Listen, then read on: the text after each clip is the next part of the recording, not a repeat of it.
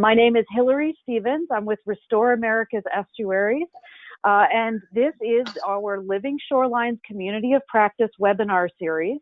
The topic for today is the story of Shore Friendly, using social marketing to incentivize beach protection and restoration on residential properties along Puget Sound. We have a wonderful team presenting here today. Very excited to hear all about this program from the West Coast, from the Pacific Northwest. I am the Coastal Resilience Manager with Restore America's Estuaries. We are a national organization based in Washington, D.C., dedicated to the protection and restoration of bays and estuaries as essential resources for our nation. We are an alliance of 10 member organizations located on the yellow dots you see here, so representing the East Coast, the Gulf Coast, and the West Coast.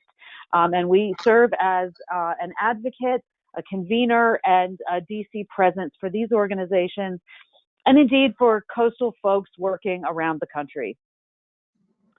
By way of updates, the one thing I want to remind everyone, call to your attention, is our biennial summit is coming up in October in Providence, Rhode Island.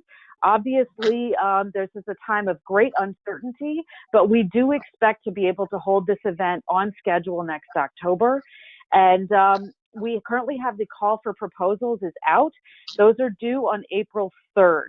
So I encourage everyone to consider submitting an abstract to present. You can either submit yourself to come, and we'll put your talk in a cluster with other similar topics. If you'd like to put together a group, that could be a panel discussion, it could be a roundtable. We're really open to different formats. And if you are looking for buddies to submit with, please feel free to get in touch with me, and I can sort of play matchmaker there. Without further ado, I'll move on. As I said, our topic for today is the story of Shore Friendly, using social marketing to incentivize beach protection and restoration on residential properties along Puget Sound. We have a fabulous team of presenters lined up here.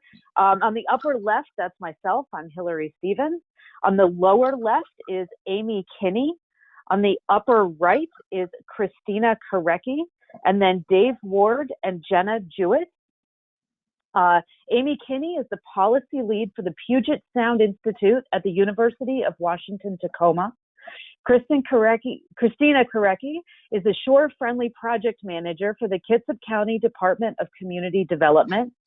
Dave Ward is the Manager of Planning Environmental Programs at the Kitsap County Department of Community Development. And Jenna Jewett is an environmental planner in the Habitat Program at the Washington Department of Fish and Wildlife. And we are very lucky to have all four of them available to present today.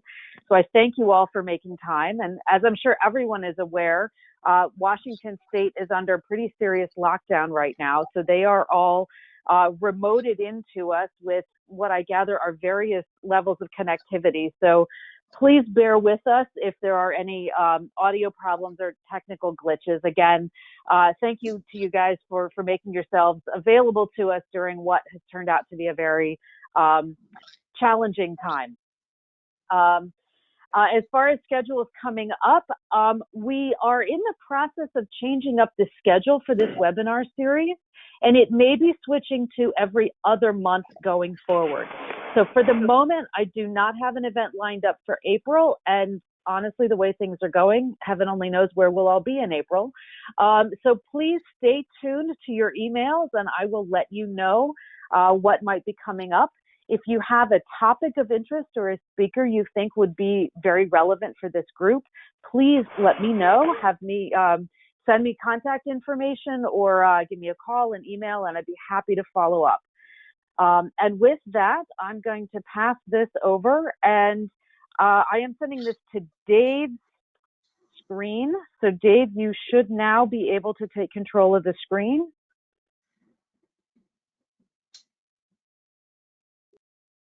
Okay. Yes, we've got you. Okay. Okay, great. fantastic. Take it away. Thanks, you guys. Hey, it's working. Okay, success. Thanks, So Dave. apologies for some of the technical difficulties that we had. And also just want to let you know, we're not quite as in dire lockdown as we may have been. We have 3 people sitting in a conference room here. It is, if you hear me coughing, it's because it's also allergy season and pollen season in addition to coronavirus. Okay, Amy, go ahead. All right, thanks, Dave. And thanks, Hillary, for your introduction and for inviting us to share information about some of the innovative work happening in Washington. The 4 of us had initially planned on gathering in one location today. So again, we're expecting some background noise and technology issues and maybe some awkward silences during our Q&A session as a result of being separated. And I'm going to start with just our plan for the hour. I'm going to start by telling you a little bit about Puget Sound and the types of nature-based shore protection techniques used there. Then I'm going to introduce you to the concept of social marketing and explain how it was used to develop a program to deliver targeted incentives for residential shoreline projects. Next, Dave is going to take over and describe how these shore-friendly tools were piloted in Kitsap County. And he's also going to give a little bit of a broader view about social marketing and how it differs from and complements other approaches to addressing environmental issues. Dave is our social marketing mastermind. And according to the shore-friendly origin story I heard, it was his idea to apply social marketing tools to the shoreline armoring problems back in the day when he worked for Puget Sound Partnership, who is the National Estuary Program lead agency for Puget Sound. Now he works with Christina, who runs Shore-Friendly Kitsap, and she's going to be able to offer some perspective based on her time spent on the beach with waterfront homeowners. Jenna and I are going to wrap up the presentation by describing the recent transition of Shore Friendly from a little National Estuary Program grant-funded startup to an official state program housed at the Washington Department of Fish and Wildlife. And that's where Jenna manages the Shore Friendly and small grants program there. Then we'll have a little time at the end for questions. So Dave, could you flip the first slide for me?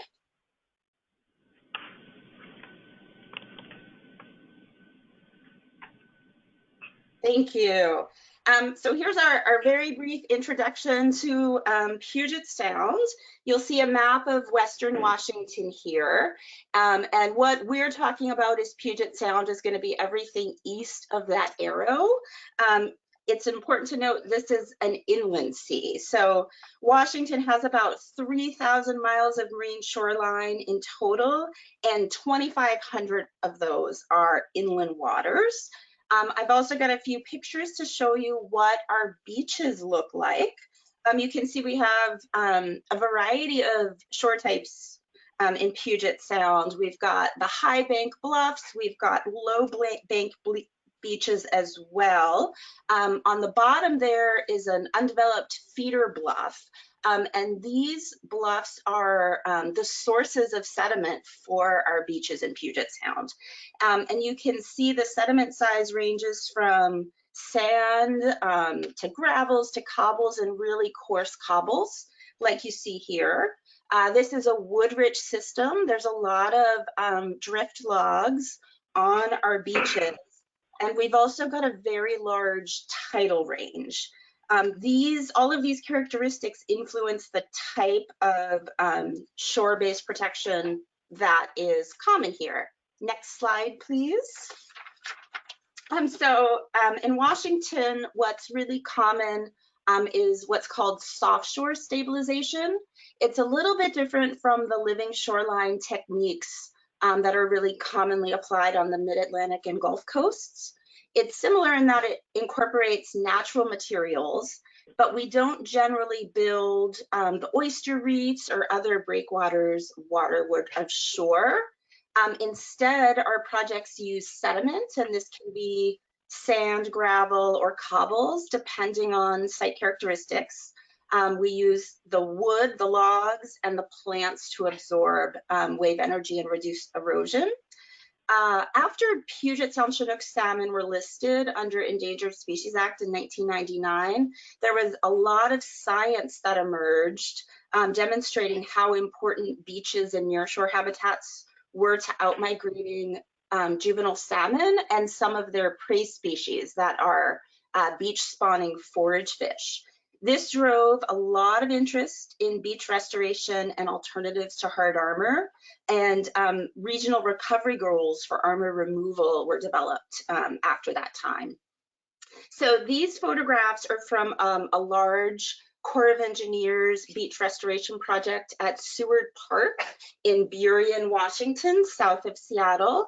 The armor was removed, and then a soft shore project was installed to protect infrastructure behind the previous the structure.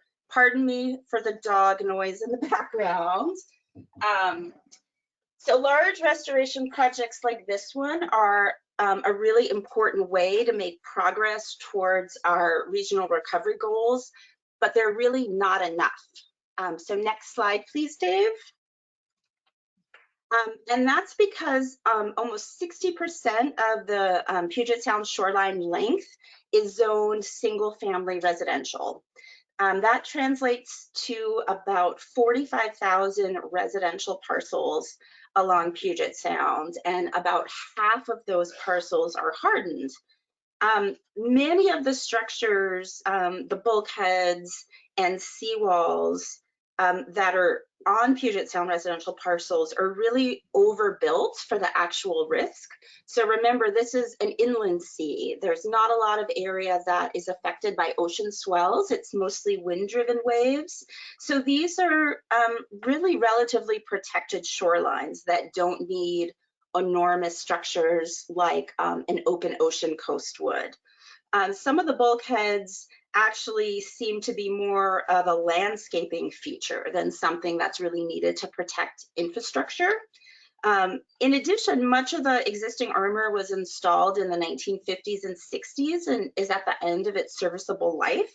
So we're in a situation where owners are going to sort of need to do something about failing armor. Structures are built they're more hardened than they really need to be. And so this is a really huge opportunity for us to restore beach habitat. But as I'm sure many of you know, planning and executing small projects on private land is a really different thing to work on than large projects on public land. So about 2012, National Estuary Program partners began working to develop tools to encourage these parcel scale projects. One of the first things that was done was to develop educational resources, and these are two examples. The Marine Shoreline Design Guidelines are standardized engineering manual for erosion control techniques specific for Puget Sound. This is for engineers and project designers. It provides tools and tools for site assessment and alternatives analysis to help determine when removal of hard armor is appropriate and where soft shore alternatives are a feasible option. And so this was meant to help designers who maybe weren't as familiar with soft shore techniques feel more comfortable designing them for projects. The Your Marine Waterfront brochure is a user-friendly summary of those guidelines made specifically for homeowners, and it helps explain why maintaining natural processes are important and some of the different alternatives to hard armor. These are really fantastic resources, but social science tells us that education and outreach alone aren't really enough to change behavior on the scale we're talking about here. So next slide, please, Dave. And this is where social marketing comes in. So social marketing is a technique that applies traditional marketing principles to influence behavior for the good of society. So it focuses on identifying and addressing specific barriers to action. It's a rigorous, evidence-based approach that's been used for decades in public health, and we're just seeing it come to into its own for environmental issues. In our case, social marketing provided a systematic framework to develop a program to help homeowners undertake armor removal and soft shore projects. The development process entailed first identifying target actions. So this is sort of in the terms of commercial marketing. What is our product? In other words, what do we want the homeowners to do specifically? Next was defining the audience groups, and this happens through a marketing technique called market segmentation that I'm going to talk about a little bit more on the next slide. After the target actions and audience groups were defined, the partners conducted surveys and focus groups to identify barriers people had to engaging in our target actions, as well as motivators, things that could help encourage them. And then this research was used to develop the specific incentive tools to help overcome those barriers. And lastly, the group of partners involved in this research developed campaign messages and graphics that were then tested with the target audiences and their influencers, who are people who influence homeowner decisions about their choices. And we'll talk a little bit more about that later. So next slide, please, Dave. Thanks. So with this slide, I'm going to dive a little bit into more detail about those first two steps. And I apologize, normally I don't like to include slides with this much detail in a presentation, but when I was first looking into social marketing and shore friendly and trying to figure out all of the concepts, this one table was the thing that was really helpful for me to sort of wrap my head around what this was all about. And hopefully all of our participants are close enough to their screen that they can read it. So in commercial marketing, segmentation is research that happens to break potential customers into subgroups based on shared characteristics. So this is a way for the marketers to better understand the needs and purchase motivations of different groups of customers and the best ways of how to reach them. So in this case, the first step was to identify the target actions. So again, those are kind of, you can think about that as the products we're selling. And those are along the left-hand side. We've got 4 primary behaviors that are directly related to armoring. So that is the leave your shoreline unarmored if it currently is. If your shoreline is armored, remove your armor or a portion of it and install soft shore protection as an alternative. Our 7 supporting behaviors are things that can reduce the actual or perceived need for installing armor.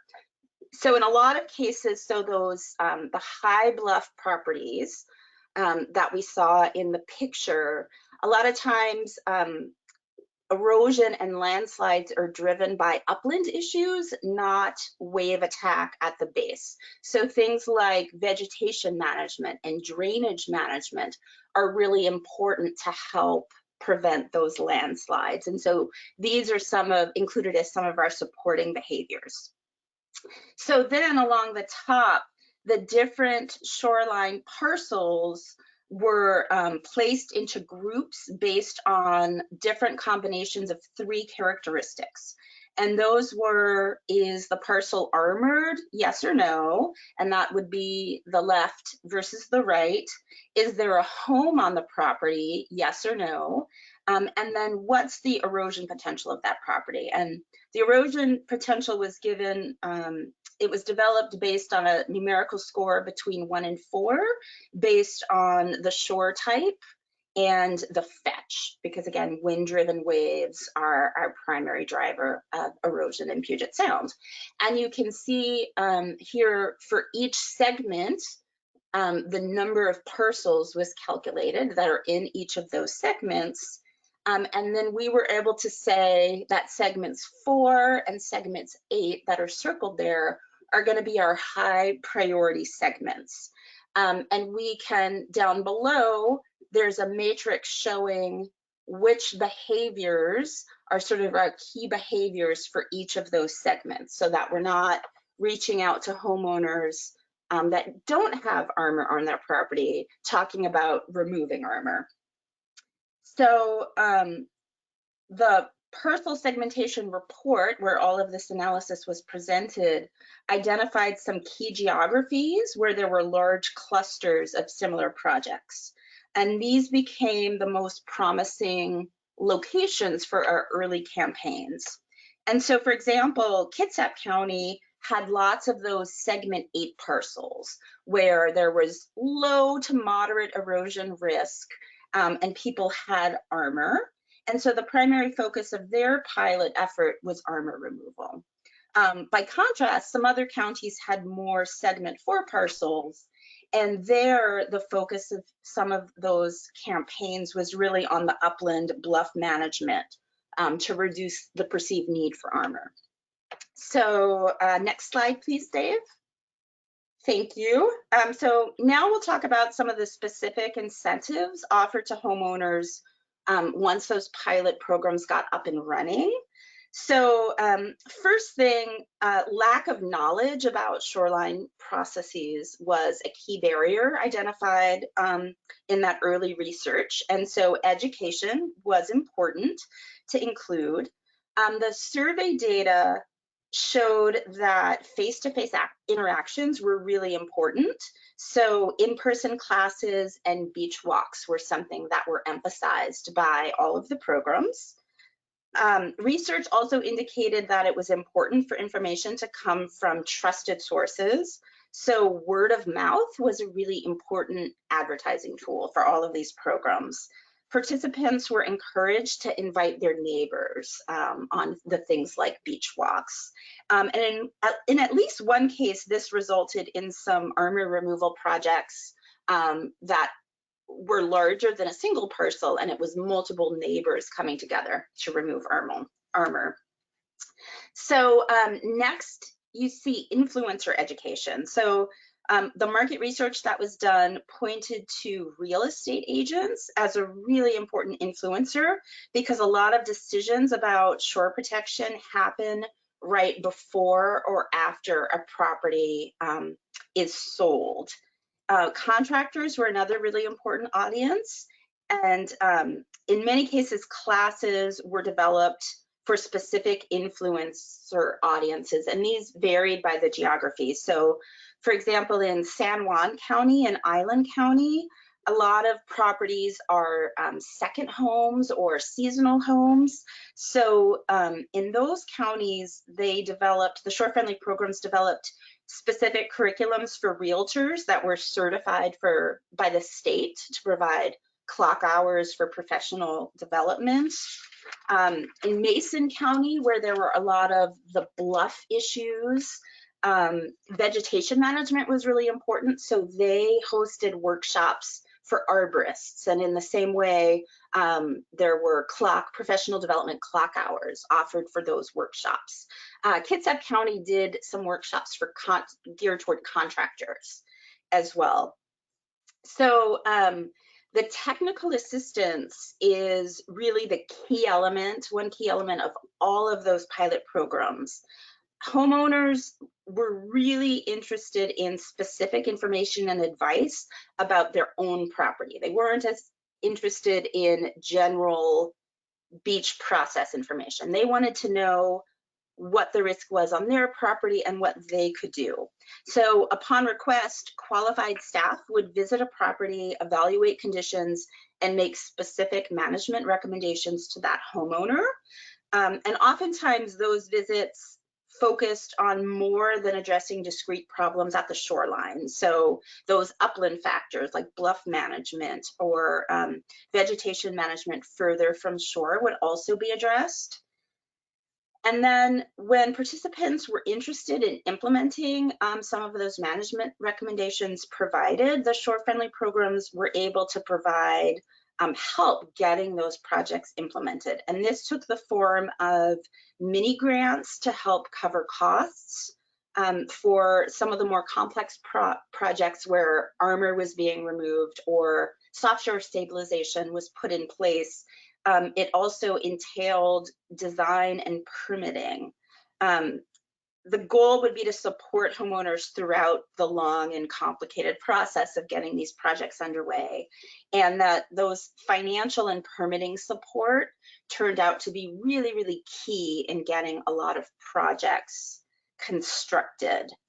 And so at this point, I'm going to hand things off to Dave, and he's going to talk about how some of these elements were implemented as part of the Kitsap County program.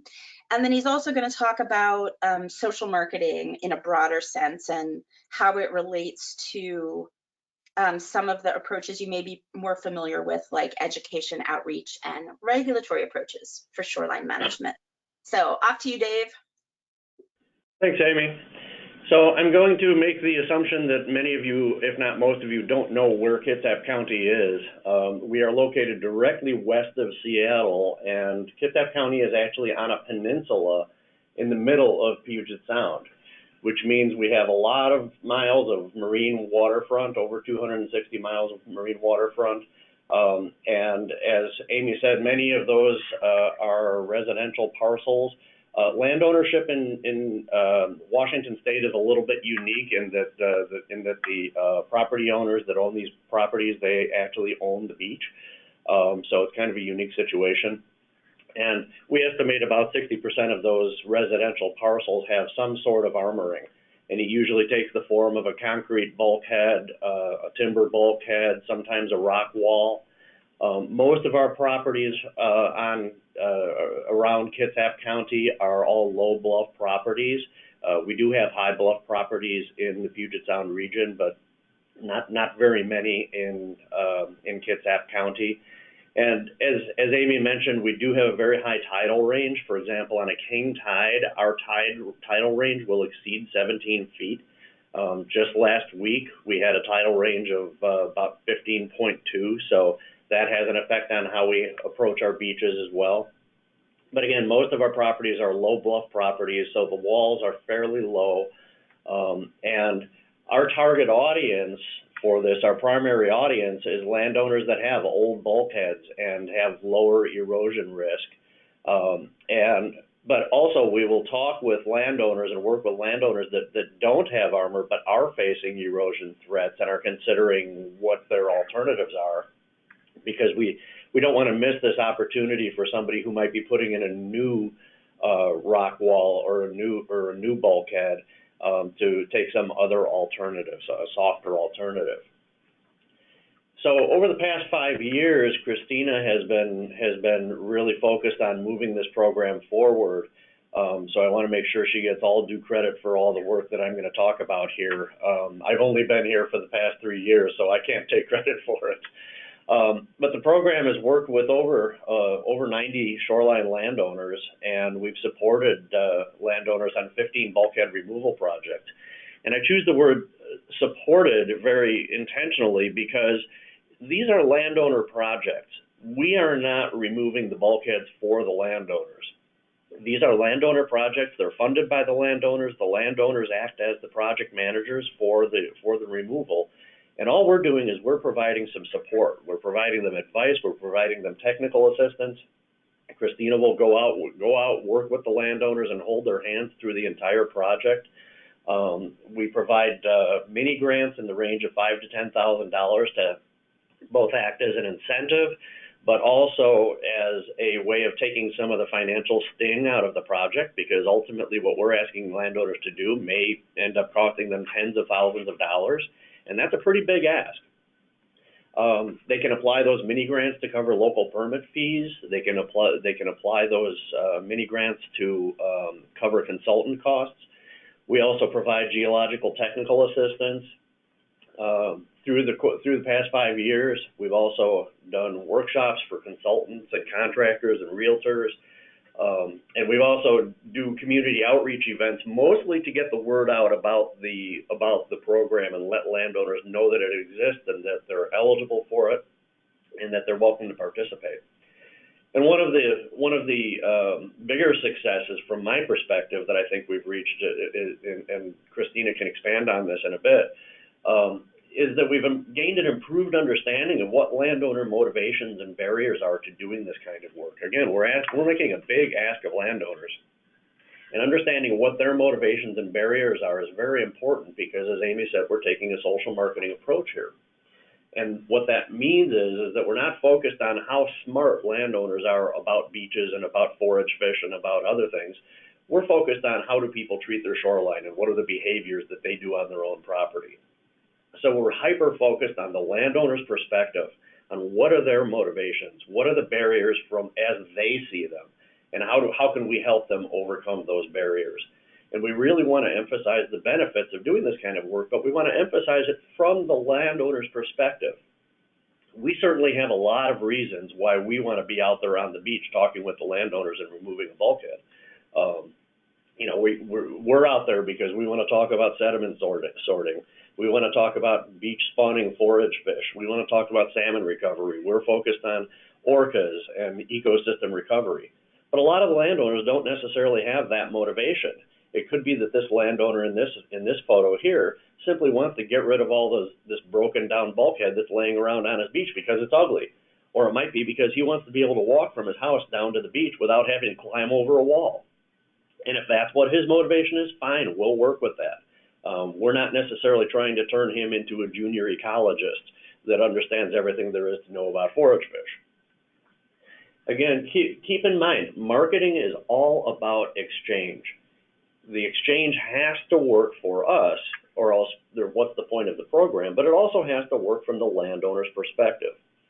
Think of it this way.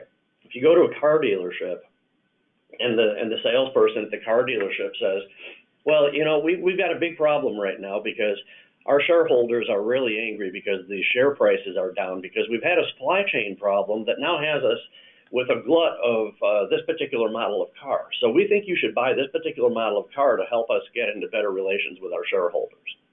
Is that really a motivator for you? No, it's not.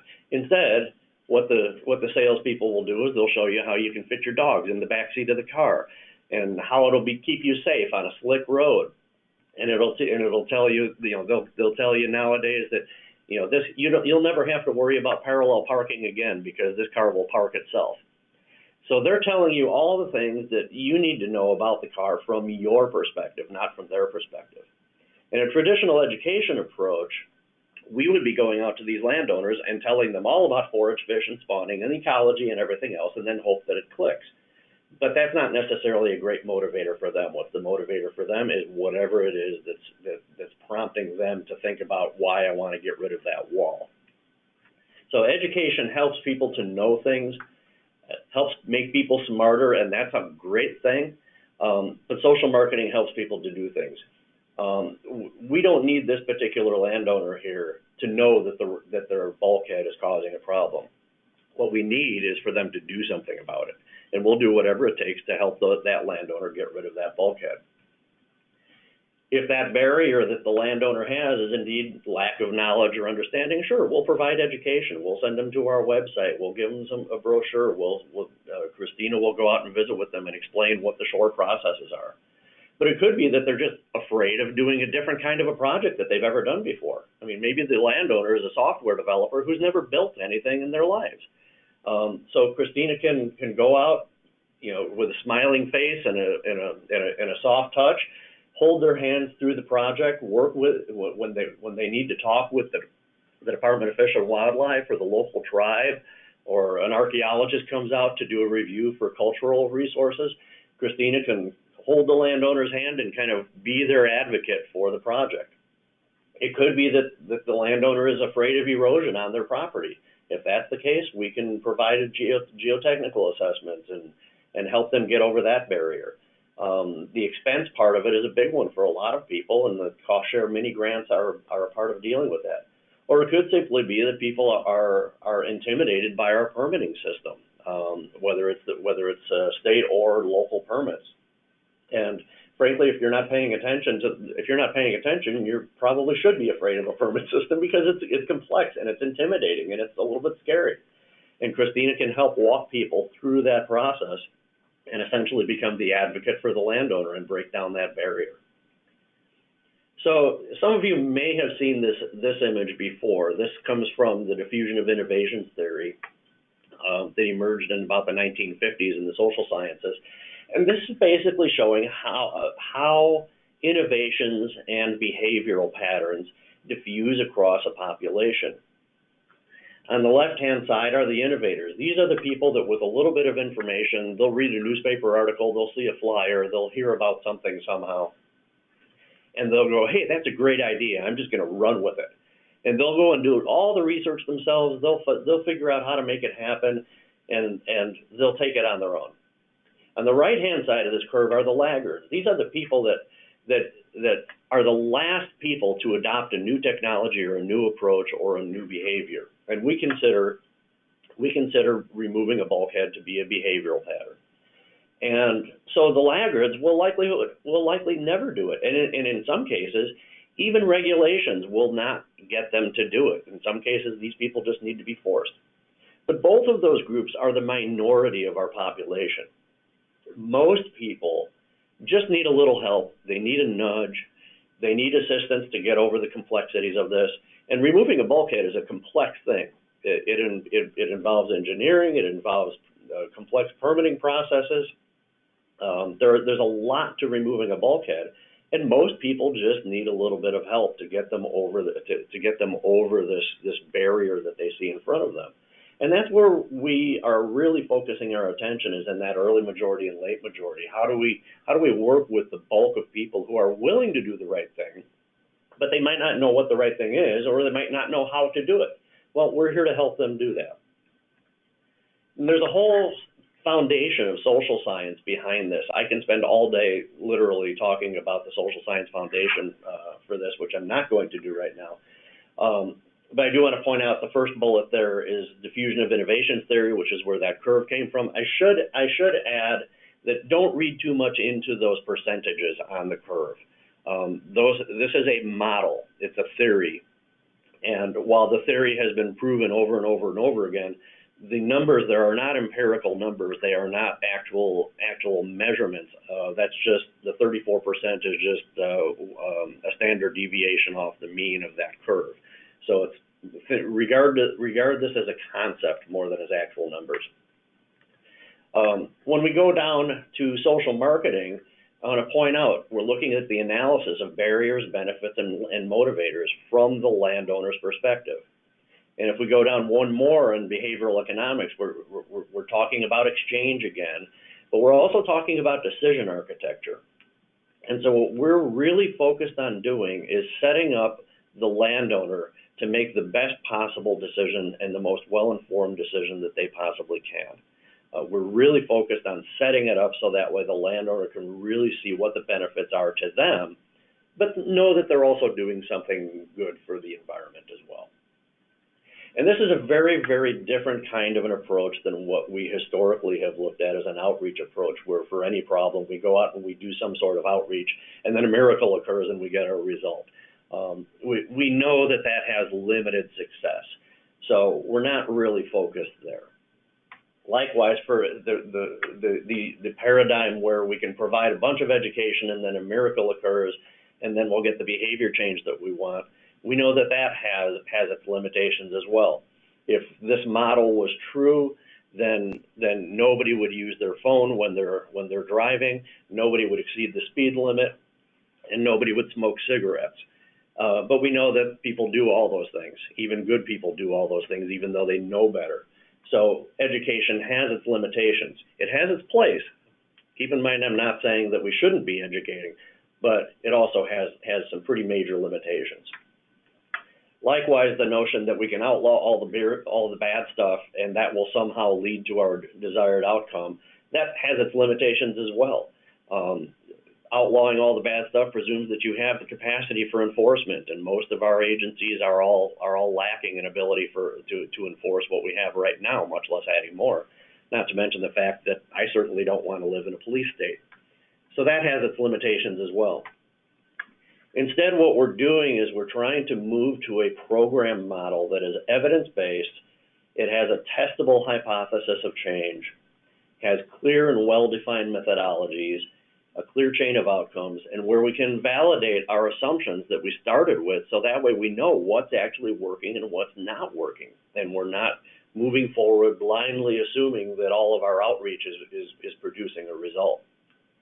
If this looks suspiciously like the scientific method, then good, because it pretty much is the scientific method. The way we look at this is we're applying the scientific method to outreach programs that are designed to elicit a behavior from our target audiences, and that's social marketing. Back to you, Amy. Thank you, Dave. That was fantastic. So we have just 2 more slides now we'll get through so we can get to questions.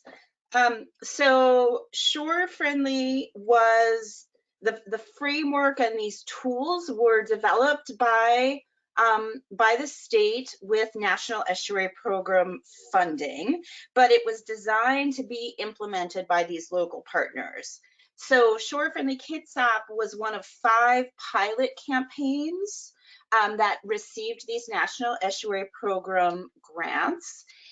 And then as a result of those successful pilots, last year the program was expanded to all 12 Puget Sound counties. It received a state budget appropriation, and it found a permanent home at the Estuary and Salmon Restoration Program at the Washington Department of Fish and Wildlife. They're now in the phase of weaning off of National Estuary Program funding, which is appropriate because that funding is intended to be seed money to try out new things and not permanent funding support. And so there was really interesting, as you can see, we had a variety of different types of organizations that worked on the pilot campaigns. We had nonprofit, we had county government, and a conservation district. And I want you to note in the expansion that the conservation districts have been really key in that expansion. And if you were going to try to start up something like this, I would potentially recommend engaging with conservation districts. They've been really successful in picking this up quickly because due to the similarities with agricultural program delivery models. So they've got decades of experience with this face-to-face assistance, execution of cost share agreements, doing planting and stewardship projects, that sort of thing. And so if you're in a situation where you don't have a nonprofit organization or a county government able to ramp something like this up, conservation districts may be a good place to look. And some of the Puget Sound conservation districts are beginning to use these social marketing techniques to develop incentive programs for green stormwater infrastructure in the Puget Sound region as well. And then Jenna, I'm going to hand it up to Jenna. We'll see. I'm not sure if she is still connected. Oh, there she is. I think I'm on. Yes, you're on. Thanks, Jenna. Thanks, Amy. Okay, great. So yeah, the Estuary and Salmon Restoration Program, ESRP, is really excited to provide a permanent home for the Shore Friendly program. ESRP is a grant program, and its nearshore restoration and protection goals align strongly with the Shore Friendly approach, focusing on beach systems. So in addition to the on-the-ground work driven by all of these wonderful local partners in the pilot programs, ESRP recognizes the investment made from both Washington Department of Fish and Wildlife and Washington Department of Natural Resources that supported the underlying research, brand development, and piloting of the Shore Friendly programs through the National Estuary Program funding. So the success and lessons learned through these pilot campaigns led to a robust set of expanded and new programs, as you see on the right side, that expansion slide, across Puget Sound, including its first tribal shore-friendly program through the Swinomish tribe. So these 6 shore-friendly programs under ESRP they're actually 6-year programs, 6-year-long programs with 2-year funding agreements. Each program is unique to their geography and community, But they covered the general types of incentives that we've heard about today. So outreach and education, community workshops, beach walks, mailers, technical assistance, which is the biggest piece, which includes the site visits and site assessments by experts like Christina, and then mini grants, which vary among the different programs. So those could be the financial incentives and permitting help to support those landowners through the process. Yeah, and then design and implementation cost share for removal projects. So everybody's working on different levels. And I guess the last piece that I would want to put in is just as the Shore Friendly program gets underway in its new home under ESRP, we're working hard to develop and fund a regional program that supports collaboration among each of the local programs, and that also facilitates communication and opportunities for program development with all of the partners, our state, federal, and local partners. So back to you, Amy. Thanks, Jenna. So next slide, please, Dave. And so this is just a brief look at outcomes of all 5 of the pilot programs. You can see the locals have really done a fantastic job implementing this framework. And like Jenna said, each was able to adjust their campaigns to local needs and factors. In addition to the outcomes we've listed here, one that's a little harder to measure is the new installation of new armor that's been avoided through some of those other techniques. The demand for assistance is high, but project costs remain an important barrier.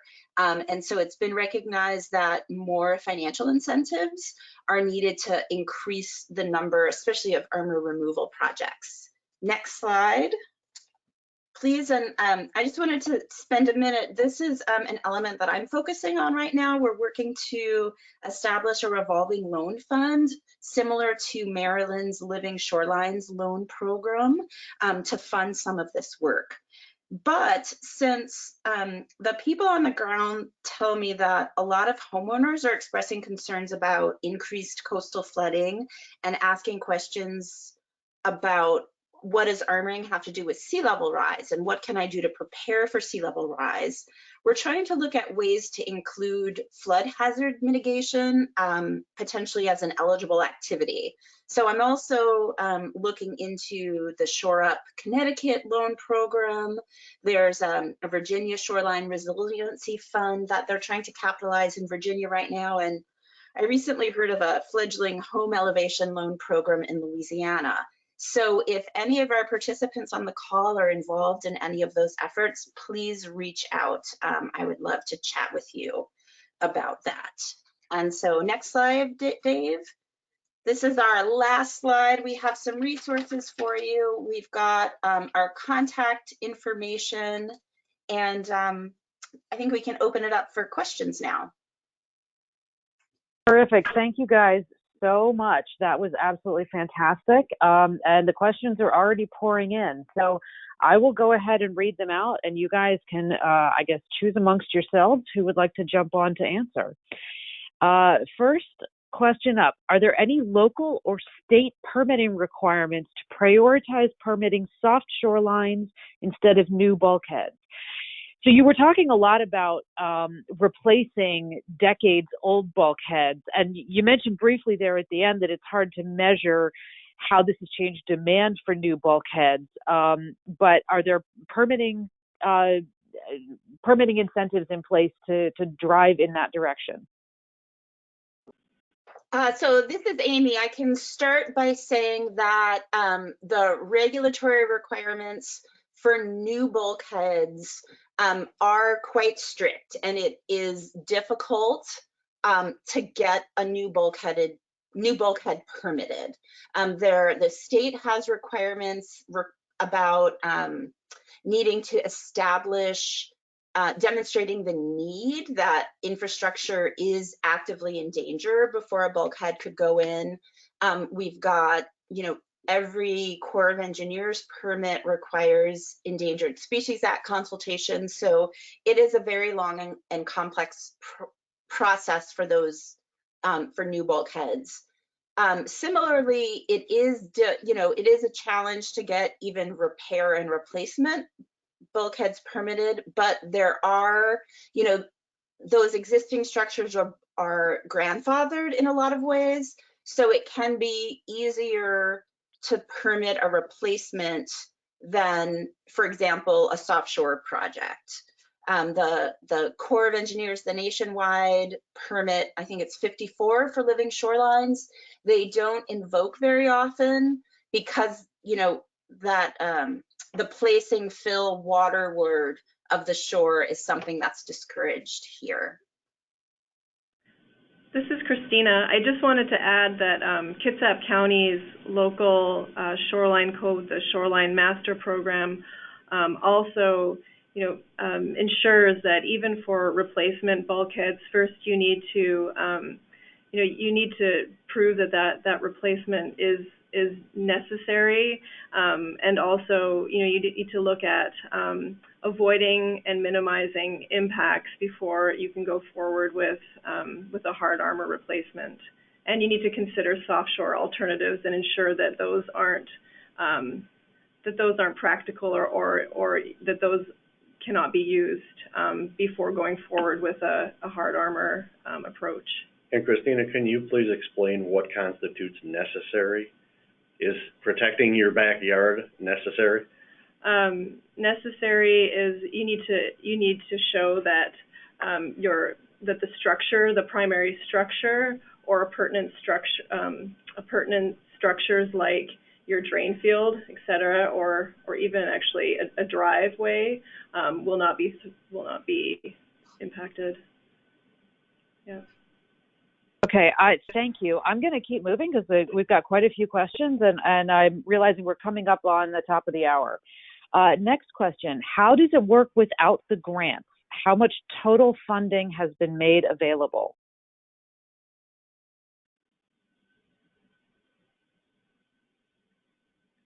I'm here. So this is Jenna, and this is for this current biennium that we're in. So we have about $1.6 million for the program. And I guess maybe I would transfer this over to Amy or one of the other folks to talk about the previous funding since 2014, because I don't have that on hand. So that's about half capital funding through the Washington State Legislature, and then about half through the National Estuary Program. So as Amy mentioned, we're weaning off of that funding, but the National Estuary Program wanted to provide funding during that transition period. But there's a pretty significant funding gap for this program. All of the program proposals were well over the amount that we were able to fund. So we continue to seek funding outside of the capital budget to support the Shore Friendly program at the local and federal and state level. Okay, thank you. The next question, was the main objective here habitat restoration or erosion reduction? Was that communicated with the landowners, or did it vary depending on the landowner perspective? The primary goal is to remove hard armor and, if necessary, install soft shore to protect the shoreline, but it's not necessarily, we try to manage expectations, and the goal is to provide some sediment flow from upland to the beaches to enhance the beach building sediments and the natural coastal processes.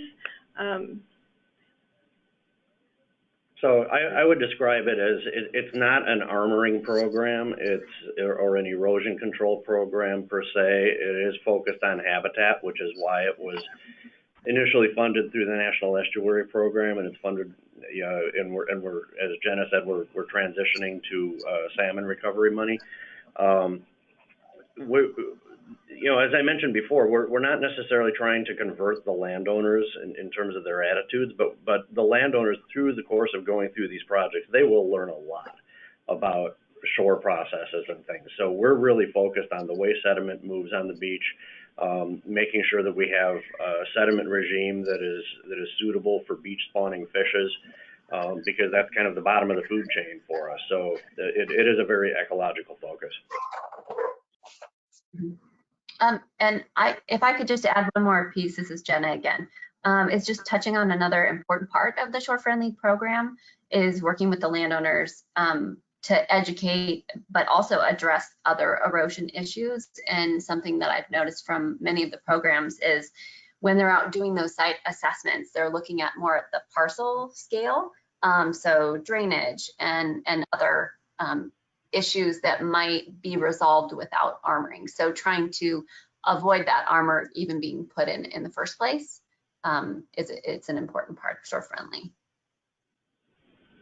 Thank you. I'm going to try and get through a couple of more questions here. Quick question, how do homeowners sign up for the assistance?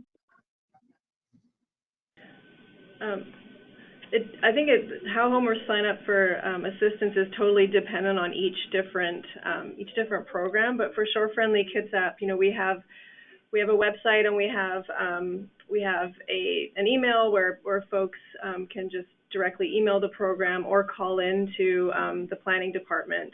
And then from there, you know, we really work with homeowners on a one-on-one basis, and we don't really turn anybody away in terms of that first point of contact. So we always invite people or offer them a general site visit where we first go out onto their property if they wish for that, to give them more information about the program and also to talk specifically about their site. And then from that point on forward, if the site warrants it and if they're interested, we consider, we have usually a contracted geologist on board, and we can offer them a more technical site visit after that. Thank you. Okay. Next question. I'd like to learn more about your approach to beach walks and other face-to-face outreach. What was the focus? Can you share specific messages? Well, one of the things that we've learned as Kitsap has gone through the process is that one of the motivating factors for a lot of our projects has been that we have folks who are getting older in their lives, you know, retired, frequently older men who are thinking about legacy and what they're leaving behind. That's something that Christina has repeatedly pointed out to me, was that there's, while we're not overtly pushing a legacy or an ecological message on these things, you know, and we're trying to be responsive to landowner concerns, some of these early adopters that we've gotten are people who are motivated by the legacy that they're leaving behind. Wow, that's really interesting. Okay, one last quick question, and then we are at the top of the hour. The incorporation of hazard risk reduction elements into this program would be a really nice addition. It seems that locally, funding support for something like that would come through integration with the hazard planning community. Has there been any effort to pull that community and the funding they have access to into this project? So this is go ahead. Oh, sorry. So for the loan study feasibility work, that is definitely the case.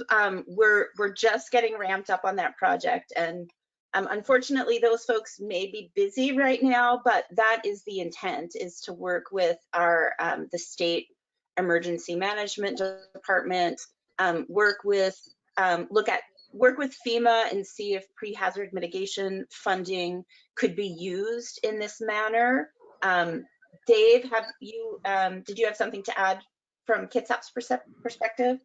Yeah, we are definitely, especially since we're completely surrounded by salt water, we're definitely paying attention to the effects of climate change and sea level rise and ocean acidification and all of those kinds of things, and the way storm surge affects people's properties and bulkheads and property values and all that sort of thing. So we are definitely paying attention to those kinds of things, and as we are moving forward with our climate resiliency planning, and we're coordinating with with our Department of Emergency Management and Public Works and the other folks who are thinking in terms of response.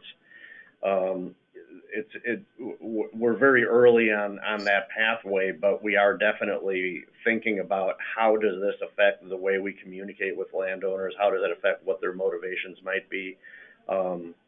There's a slight paradox in that we're asking people to remove their bulkheads and at least in principle, remove some of their erosion protection at a time when they're getting conflicting messages about sea level rise and erosion.